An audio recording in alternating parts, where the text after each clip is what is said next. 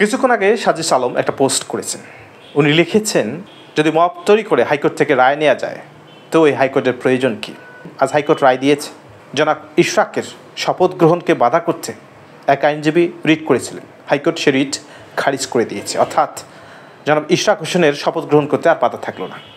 আগামী 26শে মের মধ্যে তাকে শপথ গ্রহণ করাতেই হবে, না হলে আদালত অবমাননার শামিল হবে।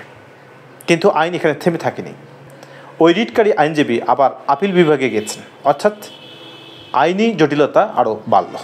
এরই মধ্যে সাজিস আলম যে পোস্টটি করেছেন, এই পোস্টটি জেরেই যে সাজিস আলম আদালত অবমাননা করেছেন, উনি কি বুঝতে পেরেছেন উনি কোন মবের কথা বলতেছেন? যে মব গত 5ই আগস্টের পর আমরা অনেক দেখেছি, আইন শৃঙ্খলা বাহিনী কিছুই করতে পারেনি। শত শত বাড়ি ভাঙা হয়েছে, স্থাপনা ভাঙা হয়েছে, স্কুল শিক্ষক থেকে শুরু করে রাজনৈতিক ব্যক্তি পর্যন্ত অনেকেই মবের শিকার হয়েছে। আপনি কি সেই মবের কথা বলতেছেন? এই মবের কালচার কি বাংলাদেশে ছিল? কিছুদিন আগে ধানমন্ডিতে 3 জন সমন্বয়ক মব করতে গিয়েছিলেন। পুলিশের বাধার সম্মুখে মব সৃষ্টি হয়নি, উল্টো পুলিশ ওই 3 সমন্বয়ককে গ্রেপ্তার করেছে। পরবর্তীতে আপনাদেরই নেতা হান্নান মাসুদ তাদেরকে ছাড়িয়ে আনতে গেছে, জাতীয় নাগরিক পার্টি থেকে তাকে শোকজ করা হয়েছে। কিন্তু এই শোকজে কি সমাধান? তাতে করে ওই সমন্বয়করা আবার আইনে হয়তো আসবেন না তো।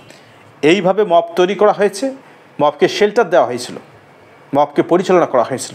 সেই মবের কথাই কি আপনি বলতেছেন? হাইকোর্টে মব তৈরি করা হয়েছে, এর প্রমাণ কি? আমরা তো দিনের পর দিন দেখেছি, আসামিরা যখন পুলিশ হেফাজতে থাকেন, প্রিজন ভ্যানে ওঠার আগেই মবের শিকার হন। কই তখন তো একটা বড় মবের কথা বলেননি। আপনার এই দ্বিচারিতা শুধুমাত্র এই মব কেন্দ্রিক নয়। আওয়ামী লীগ যখন ক্ষমতায় ছিল, আপনি অনেকবার আওয়ামী লীগের অনেক নেতার নামে স্লোগান দিয়েছেন, বঙ্গবন্ধুর নামেও স্লোগান দিয়েছেন। আবার সেই একই ব্যক্তি আবার যখন পালা পরিবর্তন ঘটল, সেই বঙ্গবন্ধুকেই বলতেছেন বাংলাদেশ বিরোধী। তো এক মুখে এই বয়সে কত অবস্থান নেবেন? যে রাজনৈতিক জটিলতার সৃষ্টি হয়েছে, ইশরাকের নেতাকর্মীরা শুধুমাত্র ইশরাককে ক্ষমতায় দেখতে চায় না, তারা উপদেষ্টা আসিফ মাহমুদ সজীব ভুঁইয়ারও পদত্যাগ চায়। এই যে আন্দোলন গত কয়েকদিন ধরে হচ্ছে, এই আন্দোলনটা কি আপনারা দেখতে পাচ্ছেন না? এটাকে শুধুমাত্র বিএনপির সমর্থক বলেই উড়িয়ে দেবেন, না জনতার সমর্থনই হচ্ছে? কাউন্ট করবেন কোনটা? বিএনপির সমর্থক হলেও তো তা জনতাই। জনতার গত কয়েকদিন ধরে টানা আন্দোলনেই বুঝিয়ে দেয় ইশরাকের জনপ্রিয়তা। আর এই ইশরাক যখনই শপথ গ্রহণ করতে পাবেন, ঠিক তখনই একটি বড় দলের পক্ষ থেকে যতই না করুক না কেন, বিগত সরকারের সব নির্বাচন বৈধ হয়ে যাবে। একেই বলে নিয়তি।